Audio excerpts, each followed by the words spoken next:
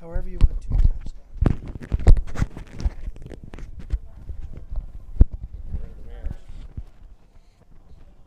Just on and off.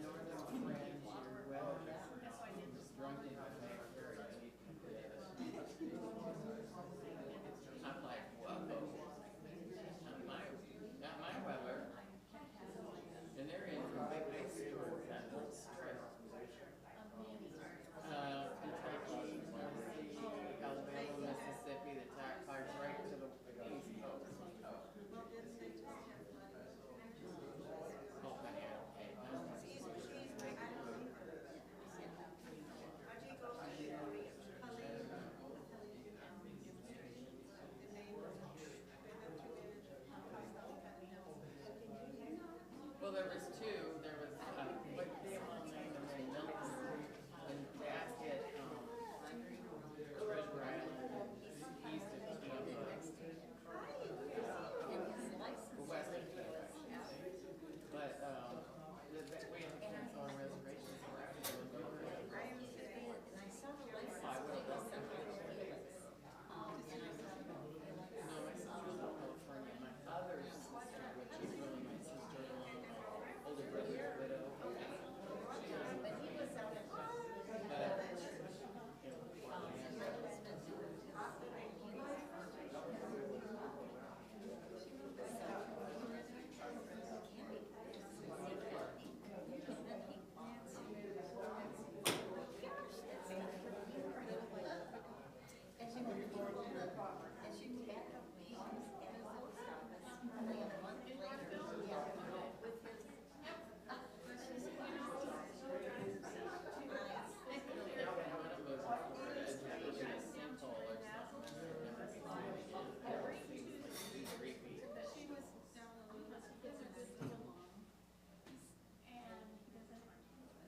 There's Lakeland.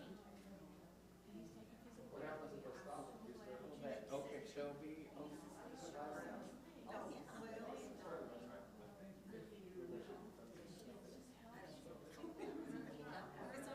What is the Florida towns with Lake south of Orlando?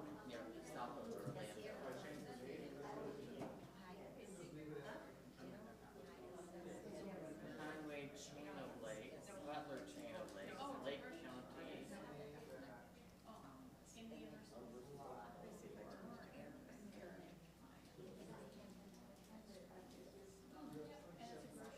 Winter Garden, Sanford.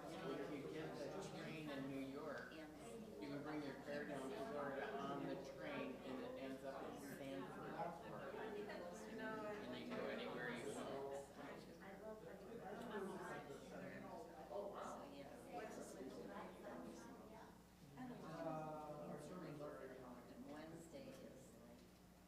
Within a week or usually in a sermon kind of thing. I can't understand having lakes in your community and you would be eaten by something like an alligator.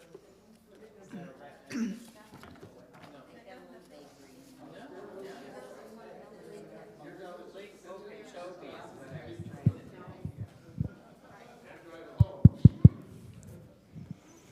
Are we ready, David?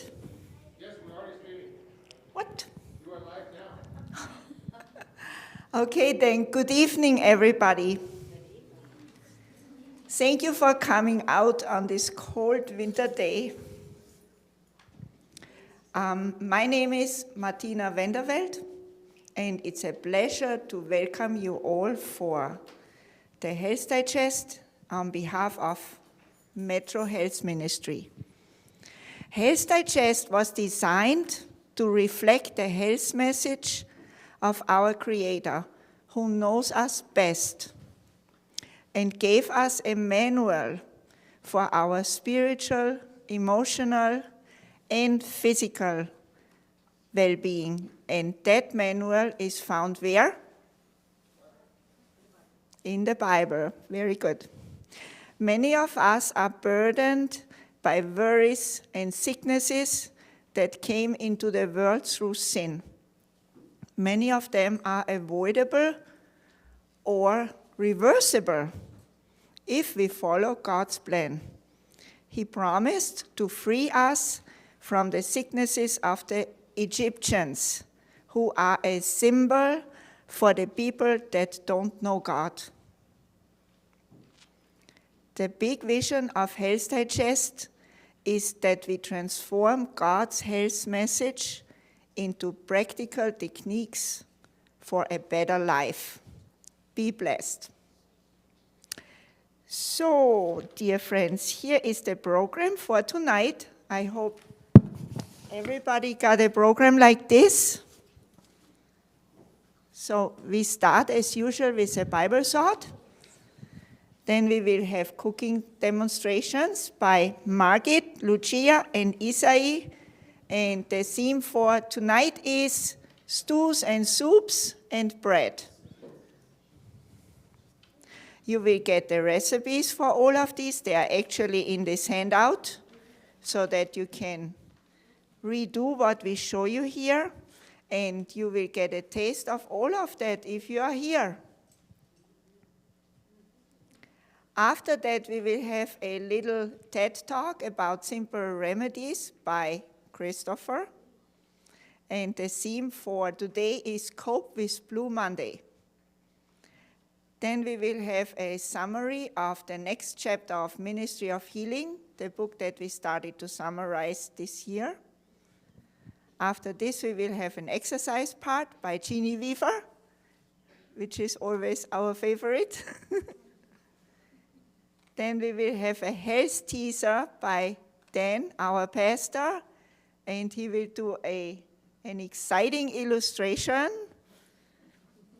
And then we will have a drawing for prizes again. So if you have not signed up for the prizes, please fill out a little paper and make sure that you get that. Okay, before we start, I would like to invite you to pray with me a short prayer. Dear gracious Father in heaven, thank you that we can be here for Health Digest to learn about your plan for our lives in terms of health. Please help us all to get something out of this evening, to be a blessing for each other, and to enjoy ourselves because we want to follow your plan. In Jesus' name, amen. Okay, so the pastor and I switched today. He will do the health teaser and I will do the Bible thought. Okay, did you ever hear the saying, it's not fun to get old? I heard it many times and even said it by myself. So every new day is a blessing indeed.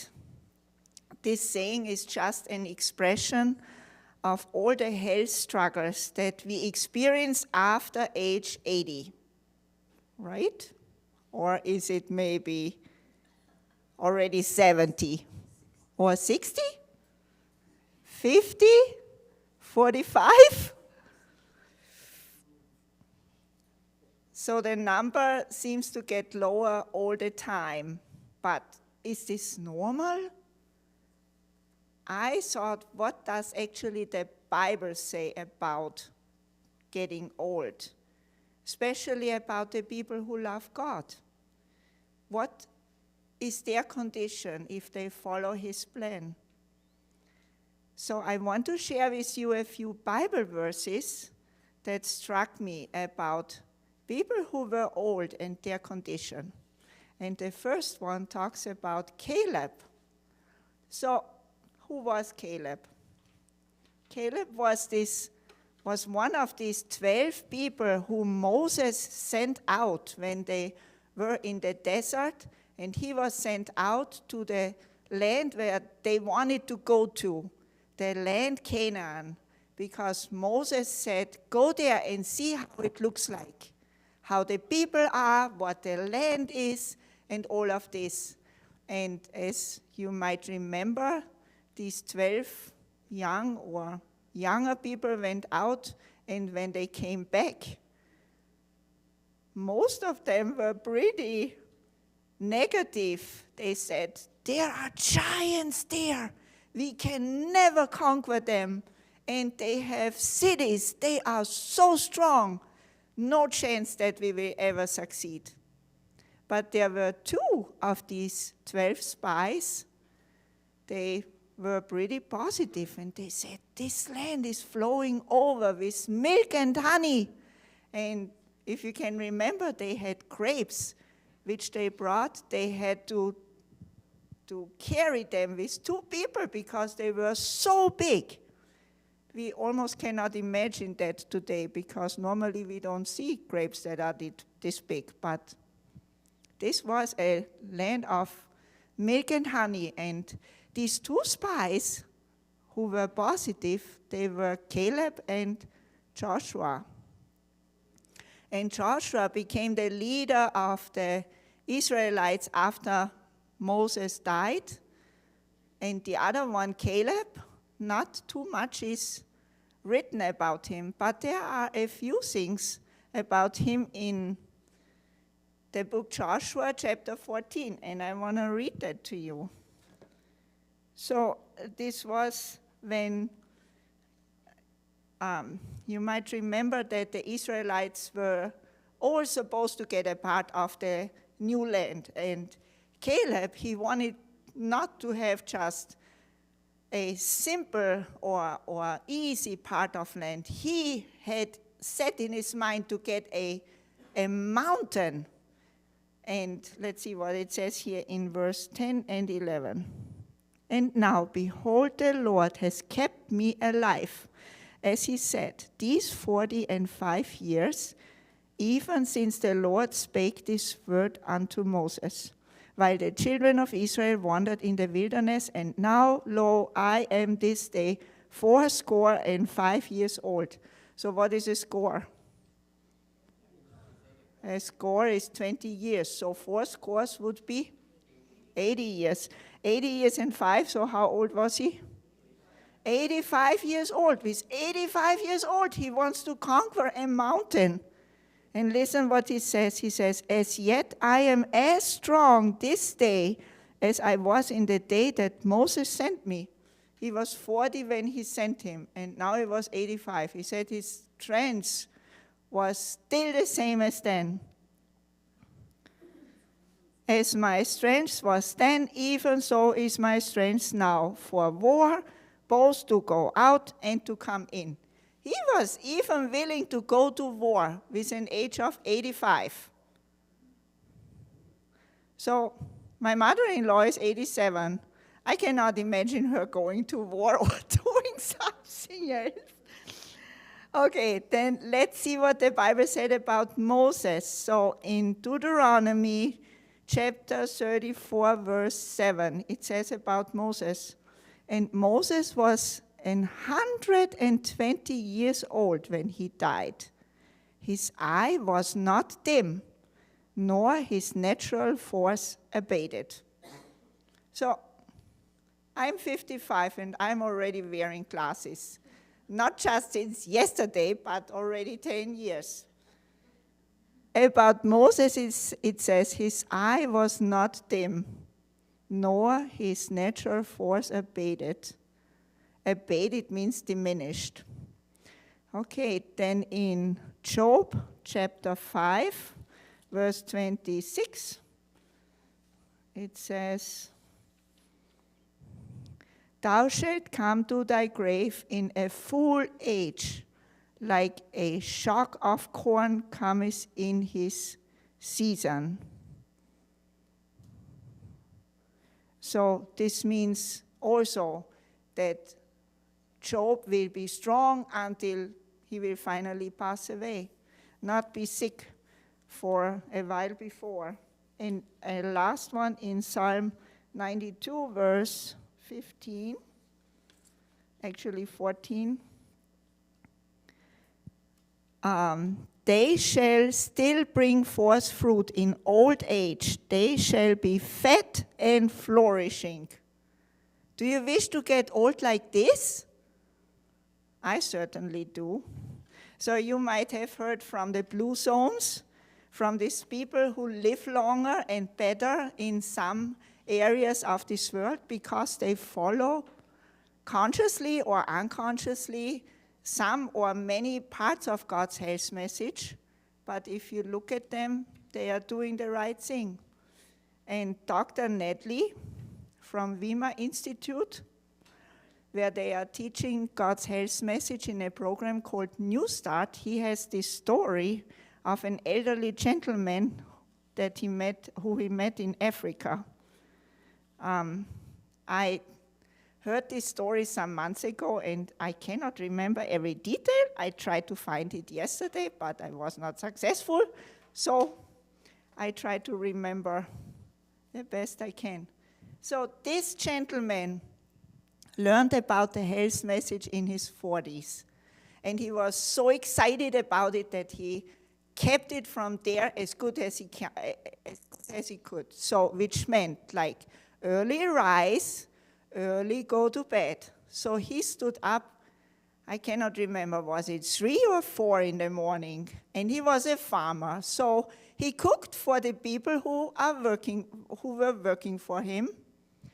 And then they had breakfast, and then they went to the farm, and they worked until 11, and then they had lunch, and then they worked until, I don't know, the afternoon, and he went to bed very early, like, I don't know, maybe 7 or 8. And on Sabbath, he went to church, and he was actually the Pathfinder leader there. So the Pathfinders, that's a scout group, basically. And guess how old he was? He did not walk with a cane. He was in good health, physically and mentally. He was very sharp, and he was at this time 112. I thought that's pretty amazing. Not that you just get to this age, and we sometimes read about people who are very old, but then you see their face really wrinkly, and sometimes they cannot walk properly anymore or do whatever.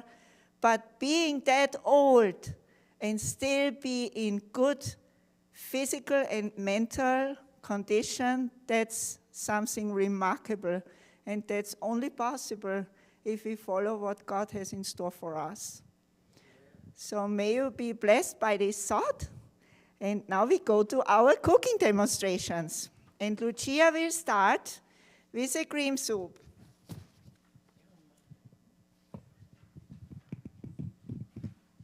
We're actually starting with the bread, Martina. So we had some changes in mind. Okay. Sorry.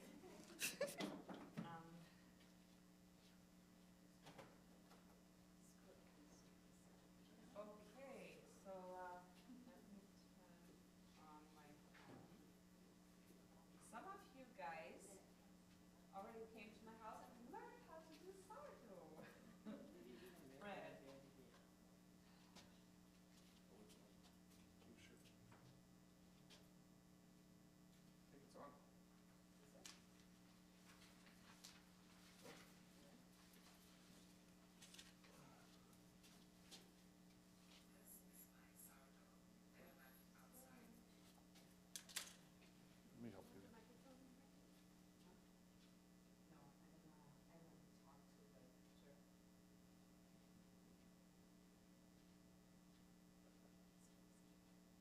People that are streaming are not going to be able to hear you without the microphone, is why she Oh, asked that's that. fine. Yeah, sure. It's on the stand. I thought you meant phone. Microphone.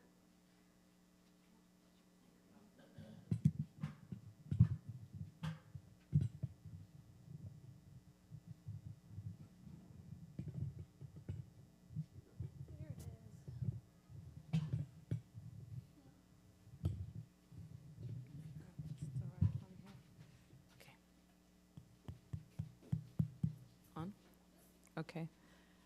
Okay, let's start. So I did not show you how to do the sourdough starter here. I already had it prepped. The first thing that you have to do in order to make sourdough bread, you need to take a little bit of your sourdough starter, mix it with the first 3 ingredients that you have on your list on sourdough.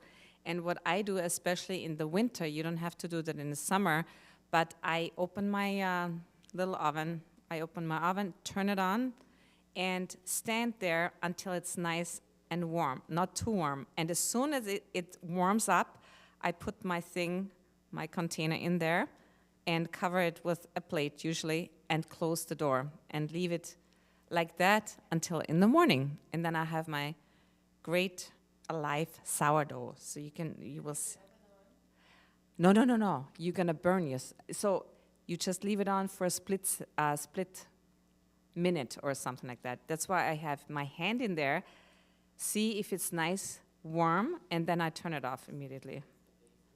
Yeah, otherwise you burn your sourdough starter. Okay.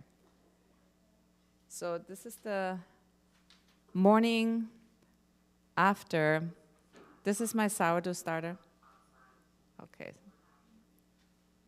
So this is what it looks like, an active sourdough starter. It looks a little bit messy because I made 2 videos, but the other one I added too much water. You add that to the flour mixture. The recipe that you have calls for 20% whole grain, so whole wheat, and 80% white. But you have different options. You can do whole wheat, you can do spelt, whatever. So you mix the sourdough starter to the flour mixture.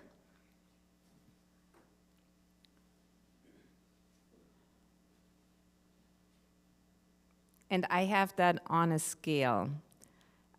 It would be great if you have a scale because it's so much easier to make sourdough bread. You have to weigh everything.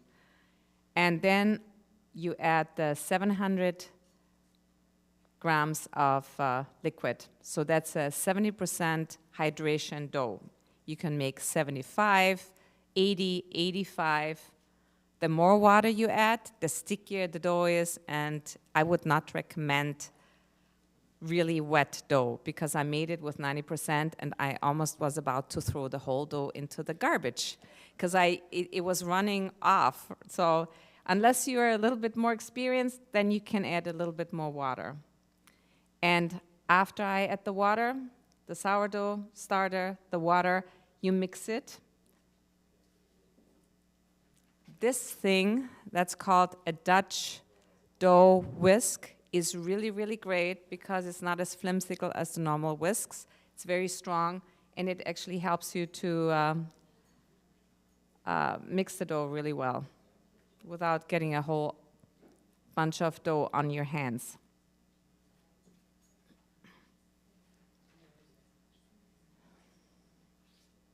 You mix it until it's well incorporated, and then you just cover it for a whole hour and come back after an hour.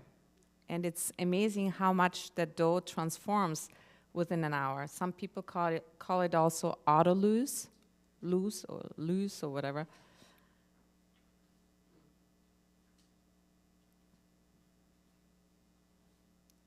Yeah, as you can see, it's not quite in the picture, but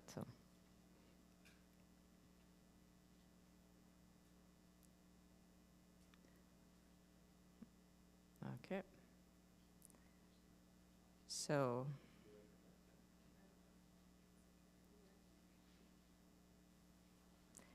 now that's an hour later. We add between 20 to 23 grams of salt, depending on how much salt you want to add to your bread. And then we add another 50 grams of water, just to be able to mix it a little bit more. When I make wheat dough or wheat sourdough bread, I add a little bit more water because it soaks up more water at the first step. And then, yes. And then you can see the dough already, it formed a little bit more doughy from the gluten. So it's amazing how it transforms within an hour. And the longer you work on it, the better it gets. That's good strength work for your arm. Yeah. Always thinking exercise. So until it's, well mixed, then we cover it again and let it rest for another 30 minutes. And that's what you do 4 times in a row. So every 30 minutes, that was the next one. Now the dough rested 30 minutes. Now we come to the stretch and fold. That's when you repeat.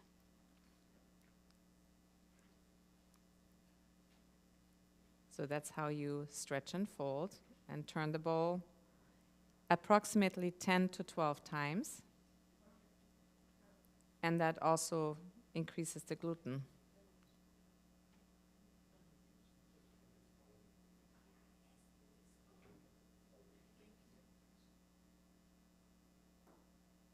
You can see how the dough comes together. Thank you.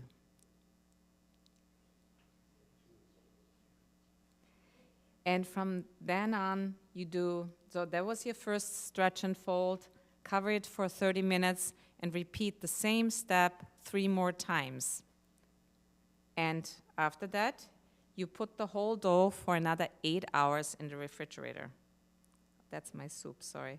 I have to go to the next part here. Okay. So this is evening because I make my bread in the morning. So you would have to adjust to the time when it's best for you to make the bread. I have 2 more other recipes. If you want these, they bake the bread in 1 day. I like it baked in the morning because I like fresh bread on that day. So now I take out from that 1 kilo dough that I have here, I weigh about, so with the sourdough and the water, it's about, 640 for each bread. I make 3 loaves out of that. But if you want, you can make 1 big one, which would give you a really big bread, or you can make 2 bigger ones. I measure it on the scale, and then I'll show you how to form actually these pieces into a loaf. Question, Yes. the bowl that you're taking the dough out of, that had been in the refrigerator. Yes, for 8 hours. 8 to 10 hours.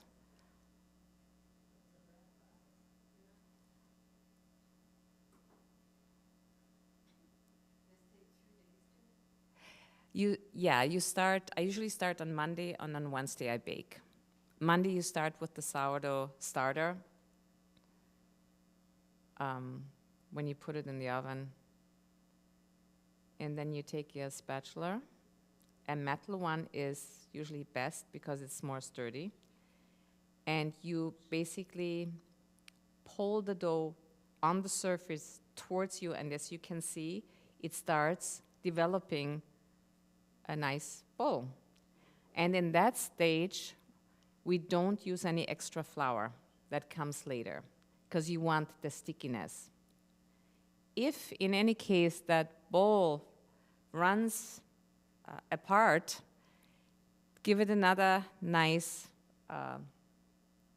stretch, thank you, and then let it sit. So that requires a little bit of practice, but eventually you will be able to do that.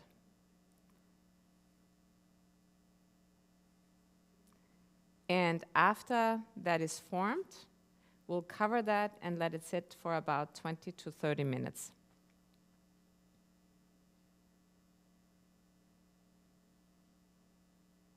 So the more you pull it on your surface, the less sticky it gets. Can you see that? I don't know if you can. I should have done it the other way. What? The starter, you can make your own starter with flour and, I forgot. Yeah, thank you. Flour and water, and then you discard some stuff and add more flour the next day. You let it grow for 24 hours. The first day, 24 hours the next day. On the third day, you discard part of the sourdough and feed it in the morning, discard part of the sourdough in the evening, and feed it in the evening, and that's how you make it for 7 days.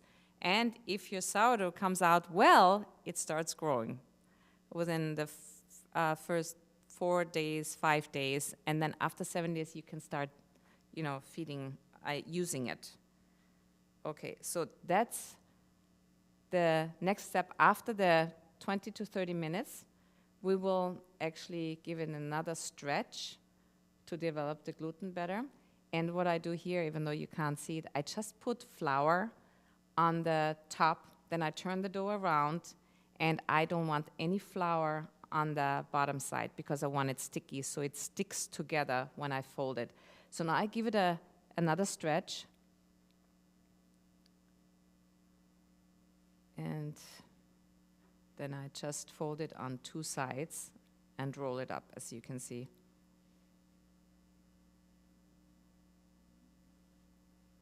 So this is the sticky side. Otherwise it doesn't stick, and that's not what you want.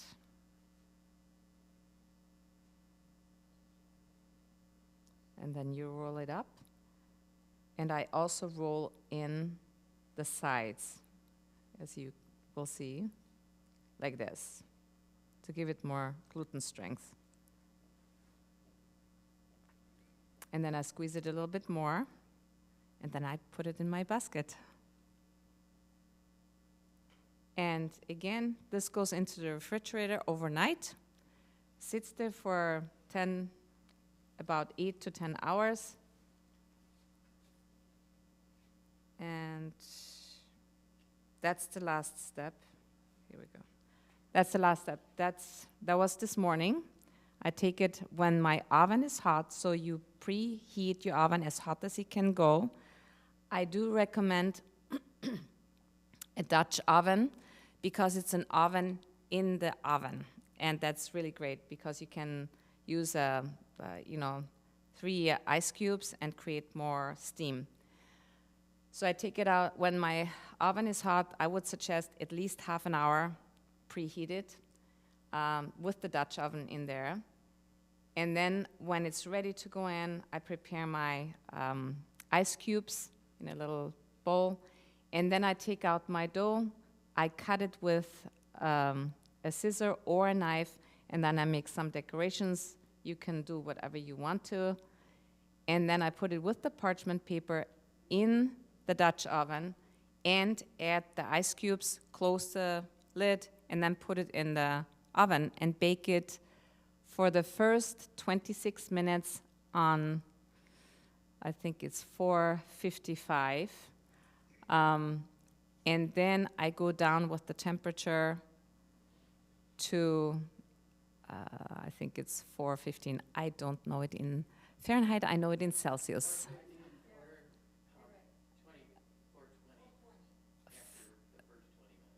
It could be. I use 215, whatever that is.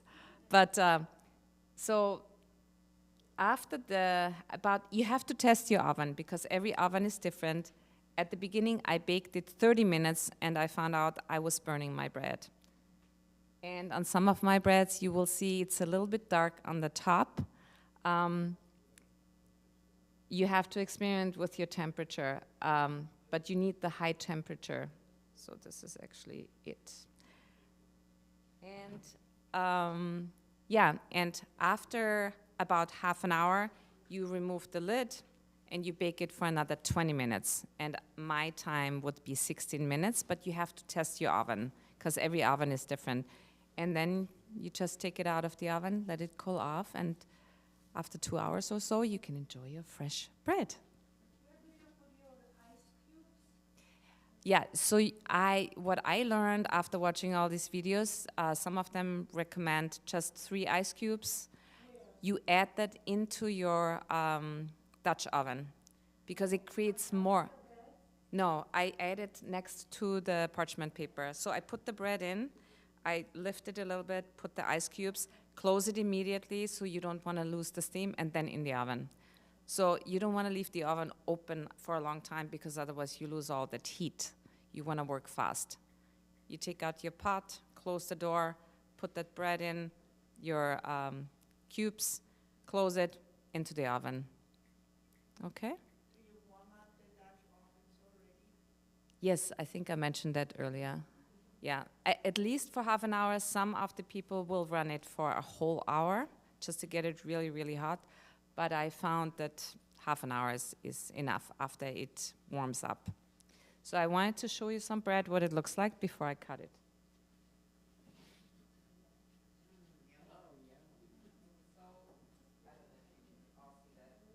This is whole wheat walnut cranberry bread. This is a normal white bread, has 20% of whole wheat, 80% of white.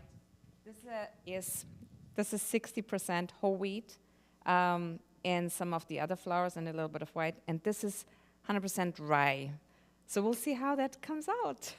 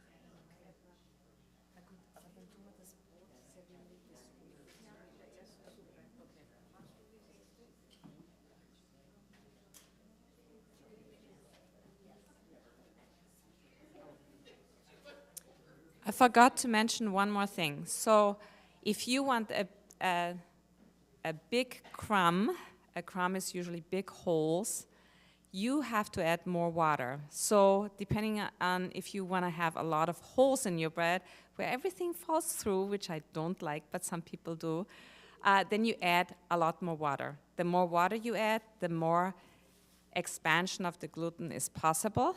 The less you add, the more denser your bread becomes. First, it's very important what kind of flour you use. If you use a flour that doesn't have a lot of gluten, your bread is not going to come out that well. Secondly, it's the fermentation process, and thirdly, it's the gluten process, so the folding and the stretching. Okay, any questions? No? Good.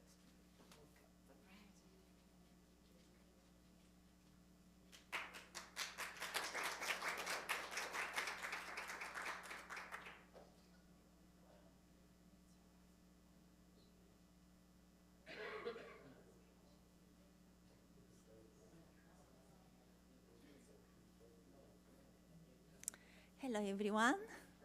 My soup is not so interesting like was my friend, the bread. It's a very simple soup. The name is cream soup, the first one on the list. So,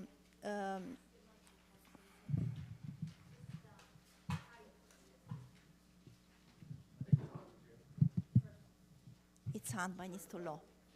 Okay, so it's very easy soup. You use whatever you have in the refrigerator. I put in this one, which you will taste soon, carrots, celery root, parsley root, parsnip root. I put a little piece of ginger. Leek is better than onion, tastes better on the soup. And I put one red pepper. I cut potatoes. 4 potatoes, 2 carrots. I cut in big pieces. I put them to boil for a half hour. After I put everything in the blender. I mix together.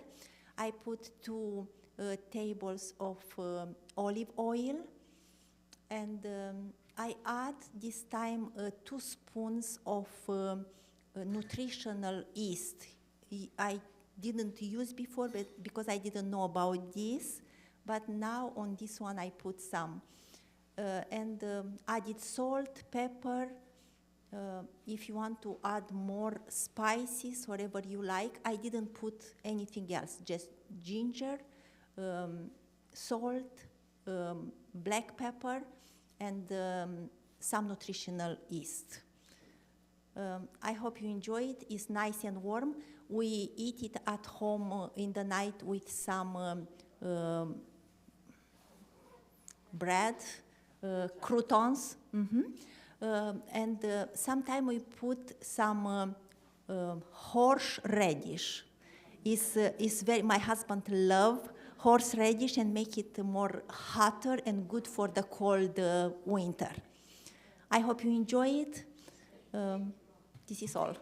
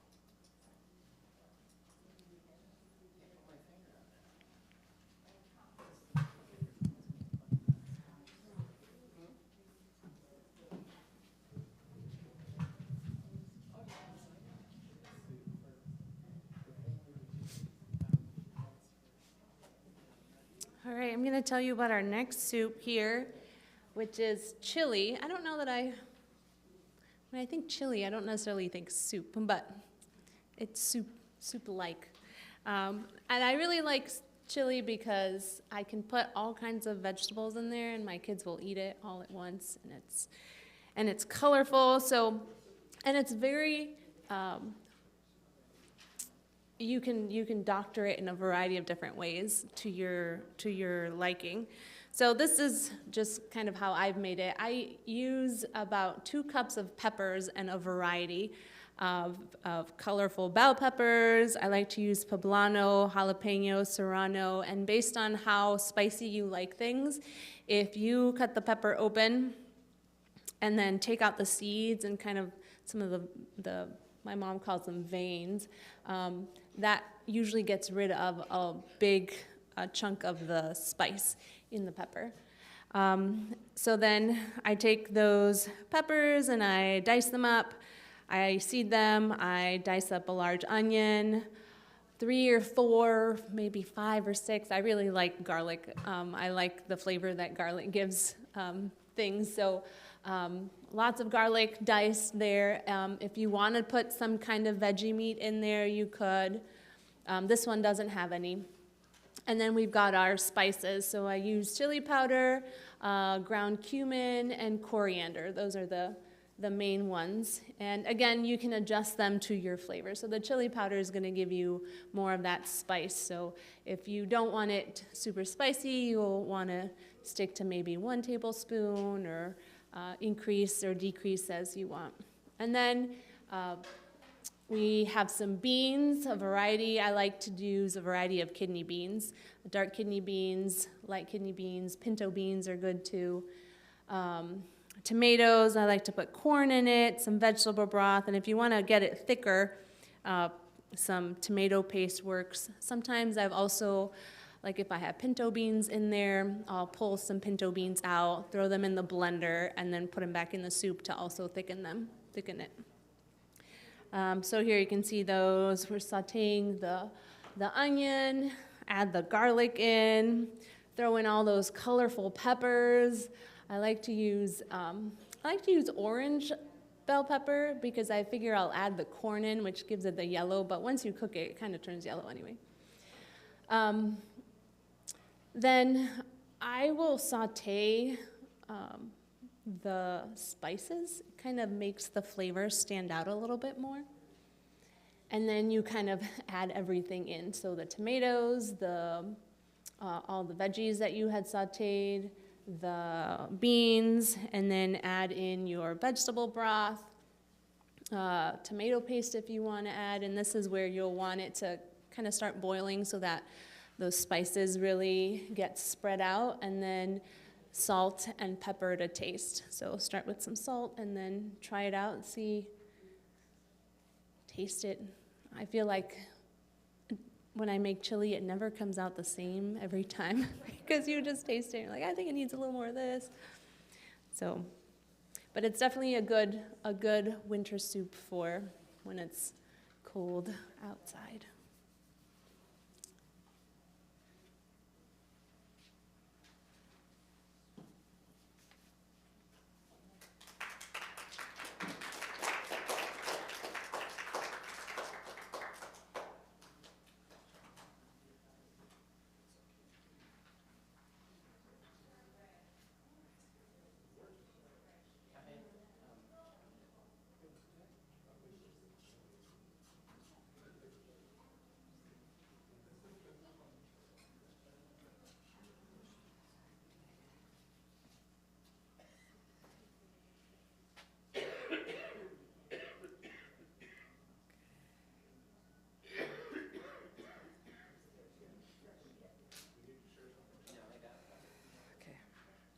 Yes, I need to share some pictures.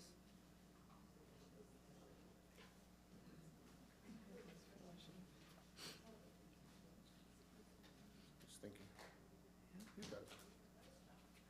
Okay, so the next soup that I'm presenting is the cauliflower soup, and I really like that soup.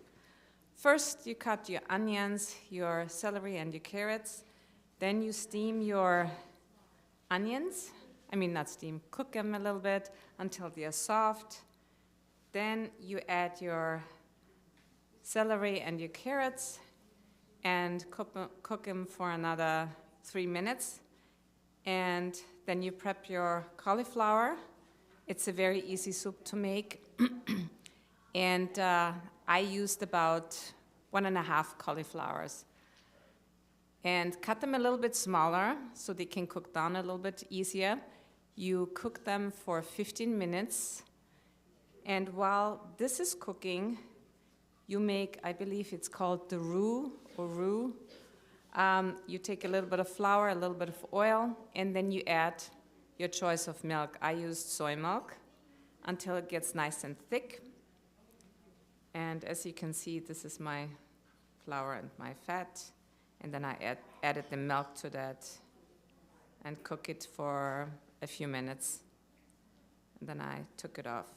So this has been cooking for about 20 minutes. And as you can see, the cauliflower is nice and soft, including the other veggies. I take a potato masher and just mash it down a little bit, because you don't want a cream soup. You want some pieces in there. And after that, you add your broth and your seasonings, what the recipe calls for. And since I had some pieces of flour in there, I decided I'll just add it to the blender with my 1 cup of almonds and 1 cup of water. So instead of using almonds, you can also use tutti sour cream or other sour creams, but I think it's a nice addition to the soup. It gives you some more nutrition from the almonds, and it also makes it white. And so I mixed that up and then added that to the soup at the end and just cooked it a little bit longer, as you can see it here. I would suggest, it calls for parsley with the cauliflower, but I would add the parsley at the end of the cooking time because you want it as fresh as possible.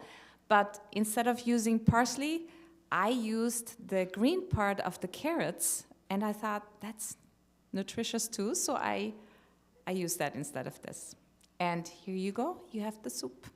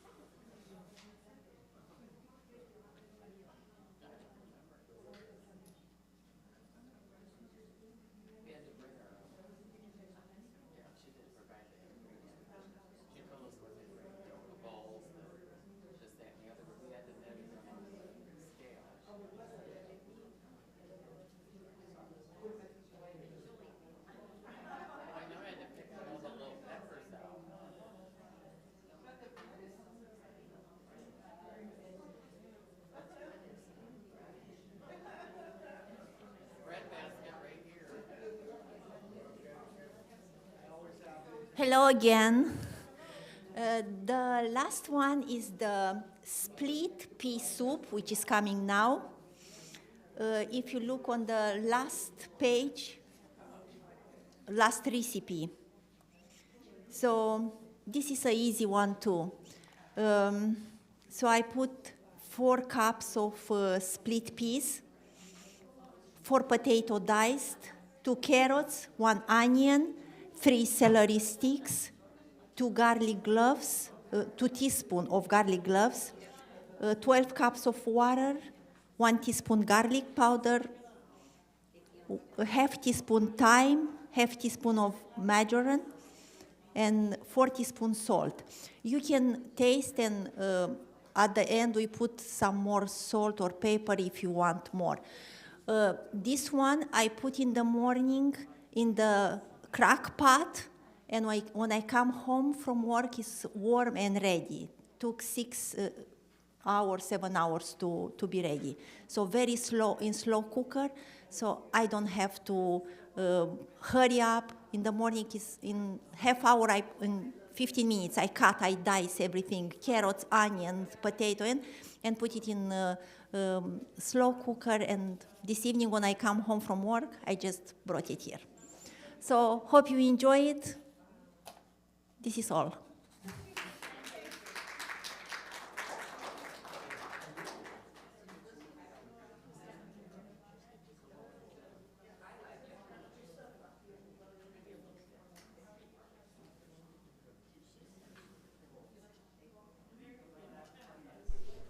Testing. Testing.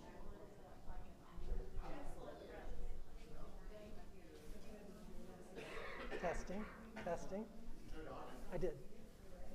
You want to check it? No, I don't either. I was expecting to hear something. Where'd you put the? Right here. Testing, testing. Oh, okay, I'll go check. Maybe move it.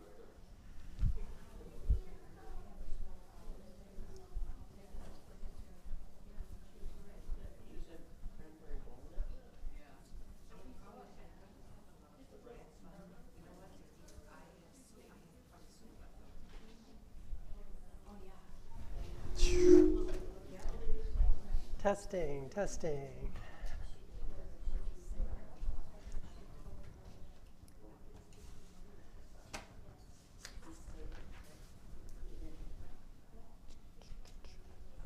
Oh, actually.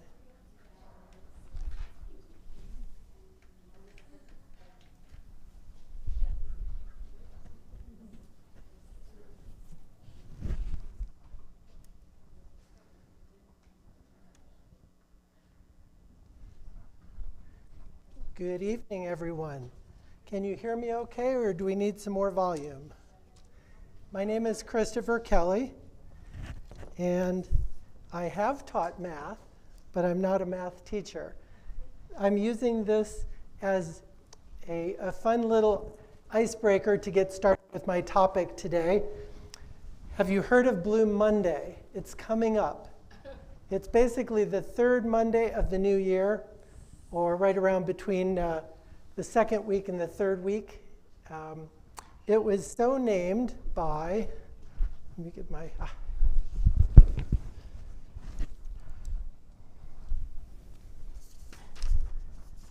It's the name given to a date in January, typically, as I said, the third Monday of the new year.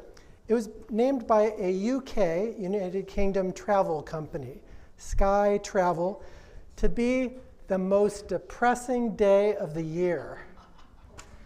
And this is a little bit of fun here, and that's the reason for the equation. I'll explain that in just a moment. This concept was first published in a 2005 press release from the company, which claimed to have calculated the date for the most depressed day of the year using this equation. This date was published in a press release under the name of Cliff Arnall, who was at the time a tutor at the Center for Lifelong Learning. As some have dismissed Blue Monday and its equation as pseudoscience, we'll have a little fun as we explain or explore what these math symbols mean. You kind of remember high school algebra? Looks a little bit algebra-y, right? Well, the equation, in this case, these variables, these letters, W represents weather. We know that weather can be kind of crummy at this time of year. D, that capital D, that equals debt. The small d is your monthly salary. Time is time since Christmas. And the power of Q is the time since the failure of your New Year's resolutions. Now, since no units are defined, oh, I forgot the bottom part of the equation. Capital M is low motivational levels. Also kind of a familiar thing at the beginning of the new year. Kind of the letdown after the Christmas holidays. It's kind of gray days. And the N to the sub A is the feeling of a need to take action. Some equations have also factored in that this is about the time, Blue Monday is approximately when the credit card comes due. As I mentioned, my name is Christopher Kelly, and I have the privilege of working with a very wonderful doctor. He is an internal medicine specialist, formerly from his practice in Ardmore, Oklahoma, which is where I worked with him, and he publishes health textbooks.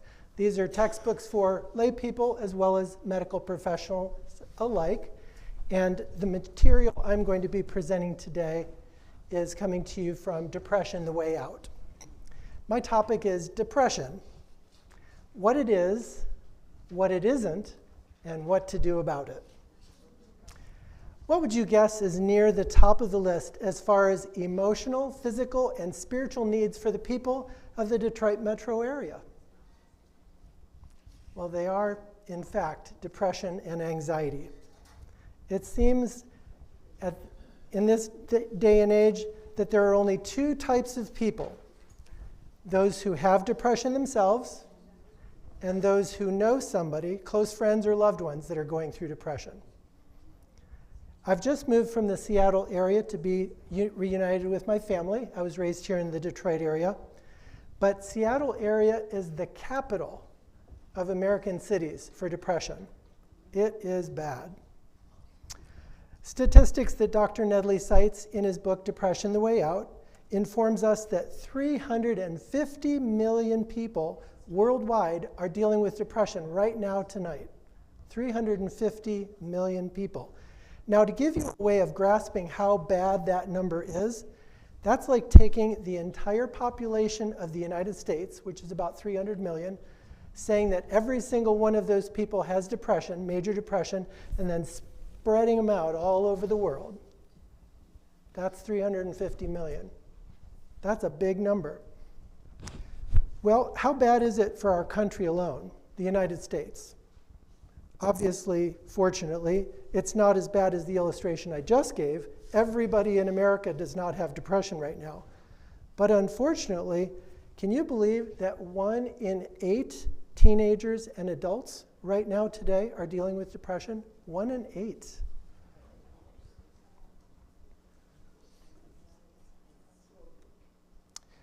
And do you think your family, your school, your workplace, or your church members are immune from these statistics?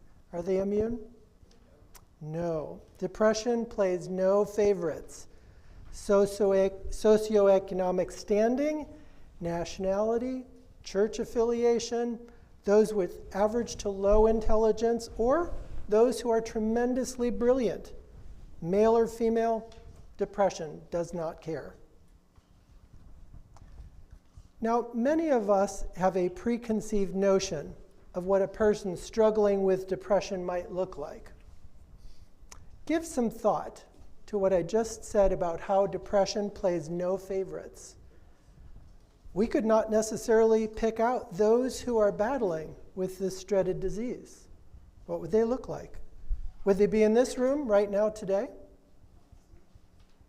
Or maybe they'd still be at home because they couldn't get themselves out of bed, or they couldn't bring themselves to shower. Maybe they are taking some strong medication that their family doctor has prescribed or their psychiatrist, or they might be attempting to self-medicate with any number of legitimate or illicit remedies. Would they be quiet, shy, or reserved? Or could they be boisterous, gregarious, and obnoxious to be around? Let's think about the statistic I mentioned just a bit earlier. 1 in 8 Americans, from the teenage to the geriatric, they're dealing with depression right now. 1 in 8. Well, if we do some quick math, maybe you're not math people, but we've got more than 8 people in here. So for every 8 people we have in this audience tonight, 1 of you is dealing with depression. That's a sobering thought. It's a passionate topic for me because virtually my entire family deals with depression, and we have over the course of our life. And so it is a topic near and dear to my heart. And when I was working with Dr. Nedley, he hadn't written this book yet. I started with him when he first came out with Proof Positive in 1998, and I helped him with the index for that first book, and I was the shipping and sales manager. But it was exciting to watch him work with his patients and also do public health lectures, which is what I'm doing tonight. This is a public health lecture. And I was very excited at the power of giving people good information. And so when he compiled and put together this second book, I got to be part of that team. I'm a little bit gifted with the camera. My background is art and teaching. And so I got to illustrate a lot of the charts that are in the book. So I got to assemble my friends and neighbors and some people that came into the office. They volunteered to be captured for the illustrations that we put together. That was a fun job. Going back into the extremity of depression, what it is, what it isn't, and what to do about it, it's interesting that no 2 people have the exact same sort of symptoms or even cause. Another way to say it is depression doesn't manifest itself exactly the same for any 2 people. That's because the diagnosis of depression is the identifying of a combination of various symptoms. And we'll talk about the symptoms in just a moment, but more importantly, we'll talk about the causes in just a few more minutes after that. There's much confusion in the general public about what is or isn't depression. What are these symptoms of depression, and how can we know if one of our loved ones is facing this miserable disease, or if we ourselves have it? Some people are walking around, literally walking around with major depression and don't know it. That's kind of a scary thought. And most of us would rather know than not know. If you had a disease process like heart disease or blood pressure that's too high, diabetes, things like that, you'd rather know about it. So it's as simple as answering the 9 questions which come from the DSM of psychiatry. That's the Diagnostic and Statistical Manual. The diagnostic encourages you to ask yourself these 9 questions. And we can do it right now today. We don't need a psychiatrist to help us diagnose this. Not that they're not helpful, but this is something you can do right now. So if you want to keep track as we look at each of these 9 symptoms briefly. Number 1, deep sadness or feelings of emptiness. Number 2, apathy. That's an I don't care attitude. And it's especially pertinent if it's about things that you knew you once cared about deeply. Number 3, agitation. Am I having some coming and going here with the signal? Can everybody hear still? Okay, we'll just keep going. Number 3, agitation. Now this is agitation with yourself or with others. Or it could be feelings of restlessness. Or it could be the opposite of restlessness. It could be a slowing down. All of your movements appear slower than you used to be. A slower pace. Number 4 is sleep disturbance. Sleep disturbances could mean that you're sleeping more than usual or less than usual. Number 5, weight or appetite disturbances, and that can take different forms as well. It could be gaining or losing weight, and it could be eating more or less than you're used to eating. So weight or appetite disturbances, number 5.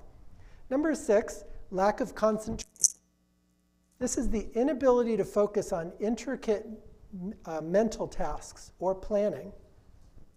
People get lost on the way from their dresser to their wardrobe closet because they're just tormented about what to wear for getting ready for getting out the door. Number 7, feelings of excessive guilt or worthlessness. Number 8, morbid thoughts. That would be thoughts of death or suicide, or it could be thoughts of harming yourself or harming another person. And the last one is fatigue. Fatigue is the persistent general tiredness without any easily explainable cause. Well, did you keep score? Now, it takes 5 of these 9 symptoms for a minimum of 2 solid weeks without pretty much any let up to qualify as having major depression. But you might say, well, I only had 2 or 3 or 4 of them. I'm okay, right?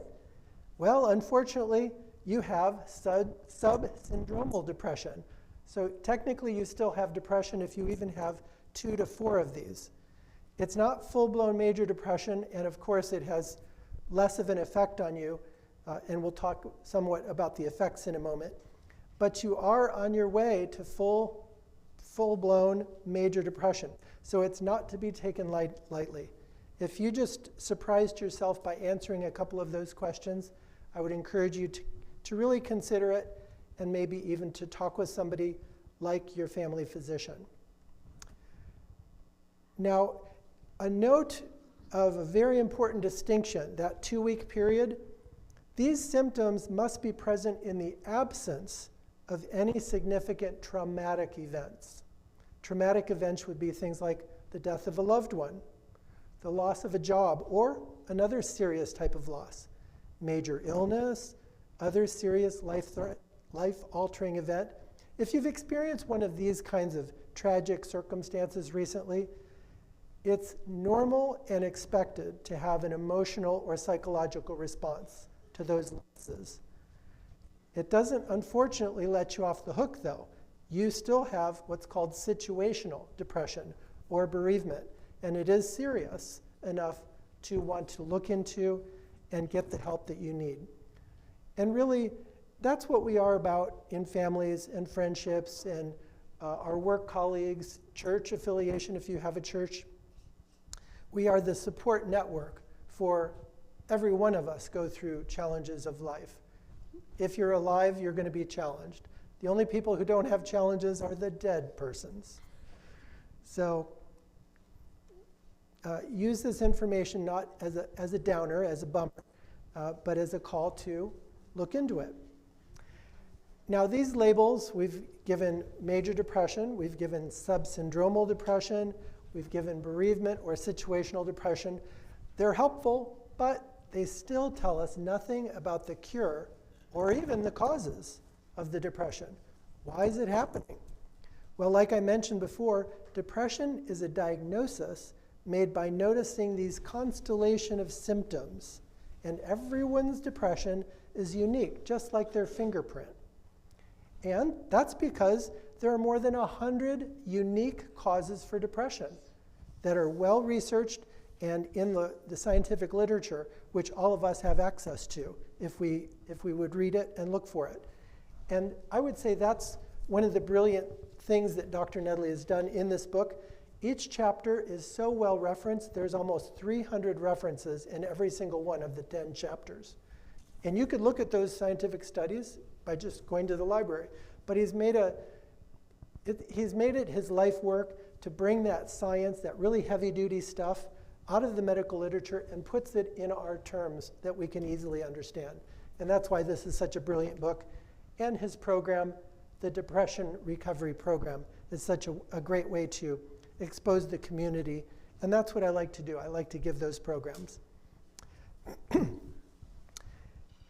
Before we look at these 100 unique causes, let's consider the implications of this disease process.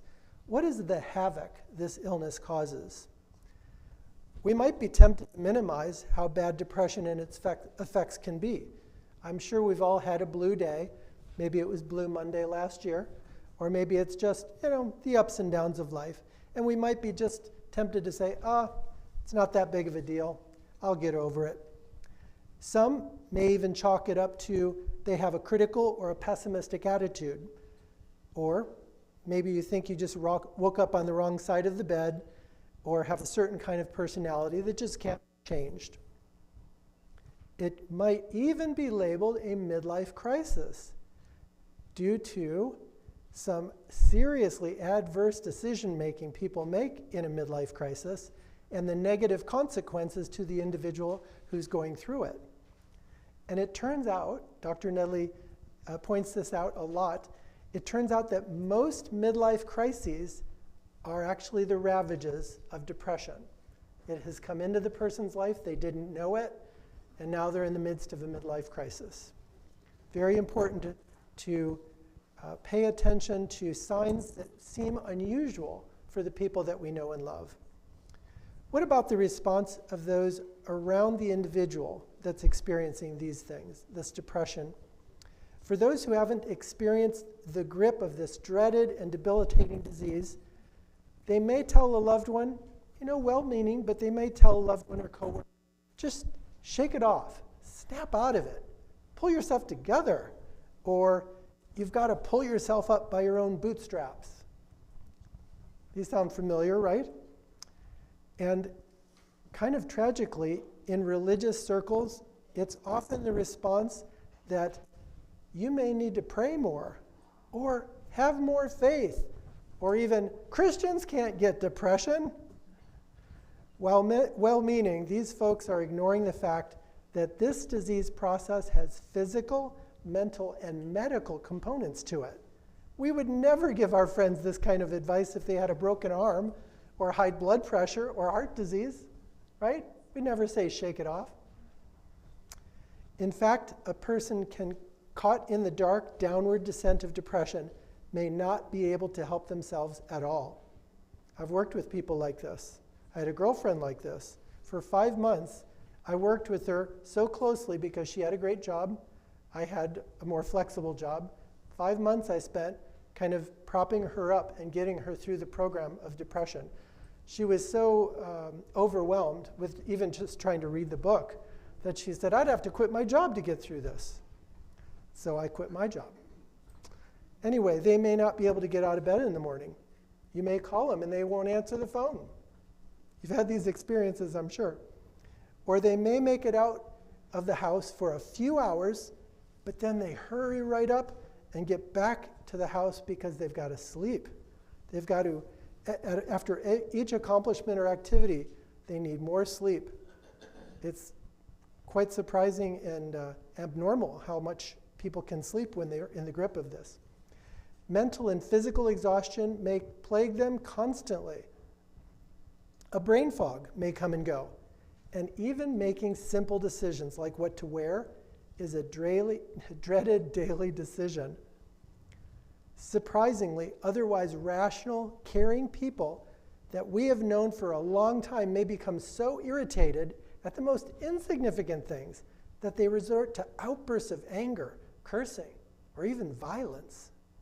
Stable, upstanding members of workplace, church, and society may engage in shocking and antisocial behavior, even leaving a spouse or the family for what appears complete folly while in the midst of the grip of a midlife crisis. Now, this is not a complete list, but just a few of the ravages that this depression can bring on mind and body and circumstance. It's way more than just emotional angst. It can cause chronic headaches, osteoporosis, increased problems of anger and hostility, you can imagine that, increased risk of return to addictive behaviors. Maybe they got the victory over drinking or smoking in times past, but they go back to it. They're no match for the addiction that once had a grip on them. It can decrease memory. It can decrease the sex hormones. It can negatively, adversely affect the balance of many hormones. It can decrease the immune system's functioning, even to the point of HIV turning into AIDS can be a matter of helping the person manage their depression because of what it's doing to the immune system function. It can increase the risk of developing asthma. That's an unusual connection. Increase the risk of physical decline in aging persons. Increase the chance of offspring developing depression or other medical problems. There's a study he mentions of those mothers who were depressed while they were bringing their child to, actually I can't quite read that. Could you hold that up one more time? Got it. Well, it's honest and fair to say that depression is a life-threatening illness and should not be ignored. Depending on the causes, it will not likely go away by itself. And scientific literature suggests that untreated major depression can develop into more serious and irreversible mental health disorders. With all this evidence of medical danger, why aren't we hearing more about the causes of this dreaded disease? When Dr. Nedley was reviewing the research for his book, he noticed that the more than 100 individual causes fit neatly into 10 categories of causes. And so he formed the causal category theory for depression. And if you have things that are out of ideal in any one of these 10 categories, you would count that as one category. You're affected in this or that of the 10 categories. Fortunately, our bodies and brains are so resilient that we can stand hits in 3 of these at the same time, but if you get a 4th or more, it's the tipping point. Our body and our brain can't quite handle it. So those 10 categories that you might want to learn more about through the book or even a program, this body of health enthusiasts, the health team here, the Health Digest here at the Metropolitan Seventh-day Adventist Church, may in fact decide to put on a program like this. But the 10 categories are genetics. That's any family history of mental illness, drug, alcohol addiction in a first-degree relative. Number 2, developmental. That's what happened when you were growing up. Unfortunately, neither of these 2 are things that you could have done anything about. You can't change your genetics, and you can't change the way you were raised, unfortunately. But we can do better for our children, and we can help those like our grandchildren. Number 3, and afterward, all of these other 8 are definitely modifiable. You can do something about them. Nutrition. Learn what you may be lacking in your diet or what you're putting in your diet that is not ideal for you. Number 4, social. That's social support, circumstances involving stress in your station in life. Number 5, toxicity. That's internal toxicity, that outside toxic things are getting into your body, either through your water, through breathing, through other means. So it's internal toxicity. Number 6, circadian rhythm.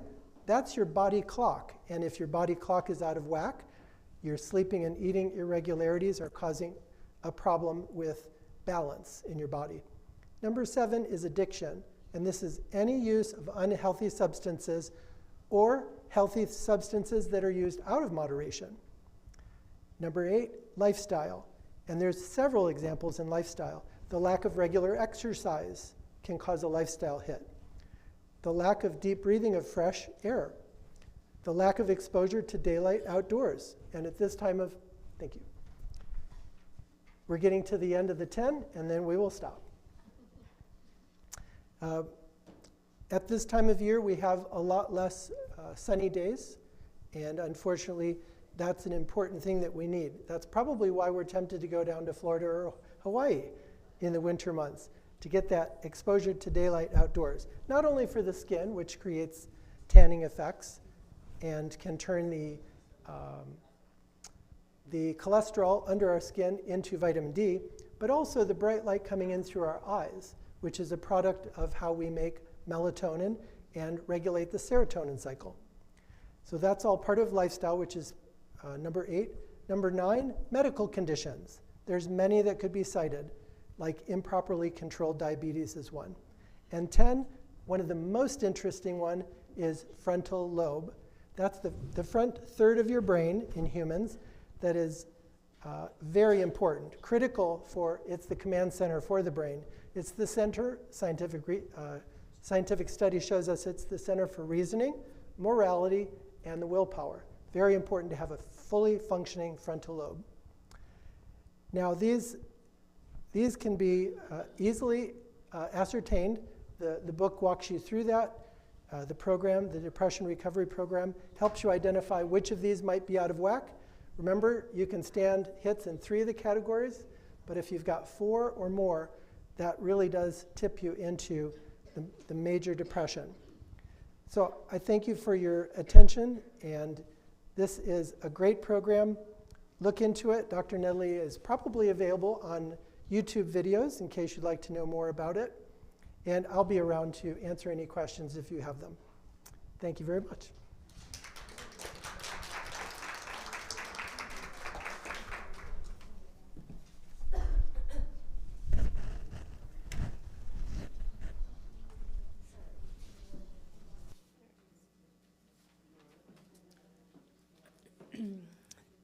Thank you, Chris. So we've been looking at the book, The Ministry of Healing, and we're on chapter 4, which is called The Touch of Faith. And it's a very good chapter, and I just want to focus on one part of it. I don't know if you recall, but there was an instance in the Bible where Jesus is walking with a multitude, and he's on his way to heal the daughter of a Jewish rabbi. And as he's on his way, there's all these people, and all of a sudden he stops and he says, "Who touched me?" And the disciples they ask, "Why would you? There's so many people. It could have been anybody. Could have been everybody that touched you, right?" And so then we see this woman who had been plagued with a disease, and she had heard of Jesus, and she had such faith that she didn't want to slow him down because she knew that he had somewhere to go, and that he was helping all these people. She didn't want to slow him down. She didn't want to be a burden. How many times do we feel like, oh, I don't want to inconvenience someone? But with Jesus, that's never the case, right? And so she felt, if only I could touch him, I'm not even going to slow him down. Just touch him. I know that will be enough to heal me. And so, in fact, that's what she does. She comes up to him and she just touches him, and as soon as she does, she feels a completely new woman, right? And Christ realized not that he had been touched, but that the healing power had come out of him, right? There were all these people that were bumping into him, but just bumping into him didn't automatically heal them.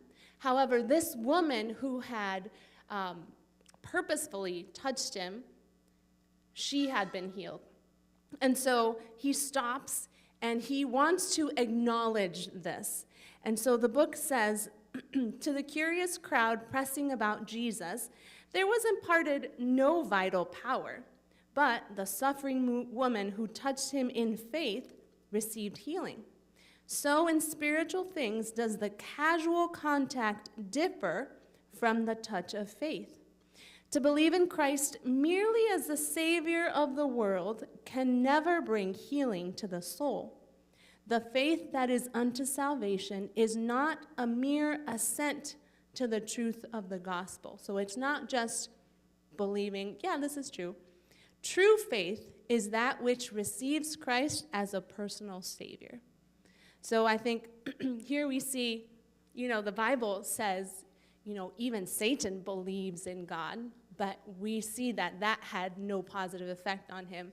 But it is our faith in God and our actions that will make a change in our lives. And again, if you are interested in reading this book, following along, not just hearing my summary, because there's a lot more good information here. We do have a lot of copies, so if you are interested in getting one, just let us know, and we'll make one reach you.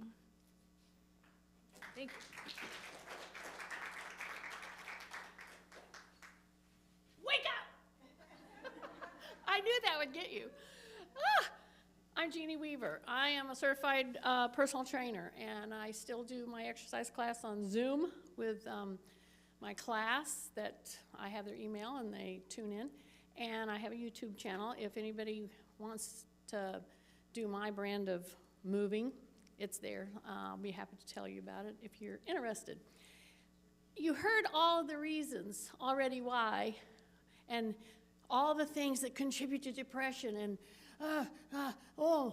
it makes me depressed, actually.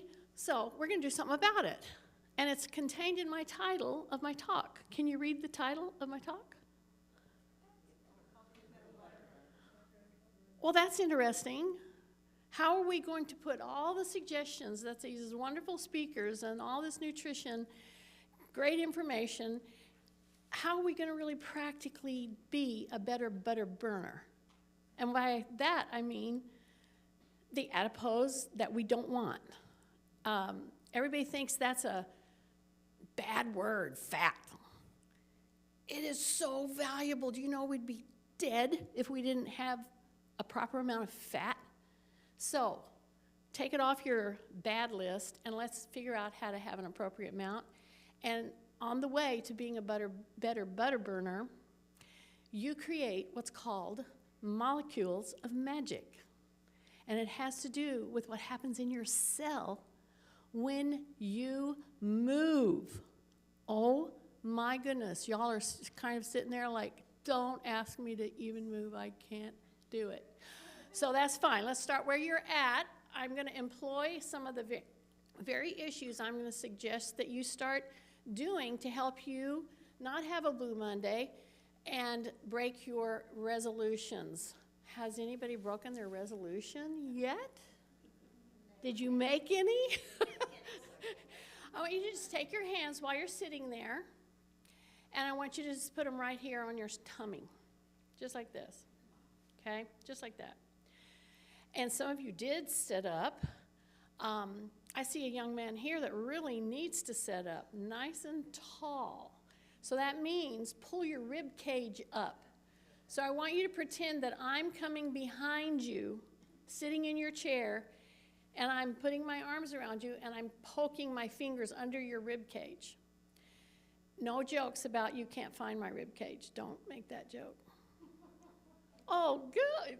Yeah, he got what I was under your rib cage. Now pull up, under your rib cage, pull up. Yeah, I want your back to be extended. That's the very first thing to being a better butter burner. You got to breathe. And one of the first things to breathe in is you got to straighten up, have an extension on your back. Then you put your hands here, and I want you to watch mine. I'm standing up so you can all see me. I would be sitting down with you because I'm doing a process called stacking to help you create better habits. I'm using something that you're doing right now, and I'm asking you to just add something to what you're doing right now. What are you doing right now? Are you standing or sitting? Yeah, are you breathing? But not very deep. So let's do some stacking. Anytime you find yourself sitting for more than 20 minutes, oh my goodness, you need to start doing some stacking habits. You're sitting. What am I going to do? The speaker will not shut up. I don't know what to do. I have to start breathing here. So here we go. I'm going to breathe in, and I'm going to blow my stomach up. So that means diaphragmatic breathing, but I'm doing it in terms that a kid would understand because I taught PE for 30 years.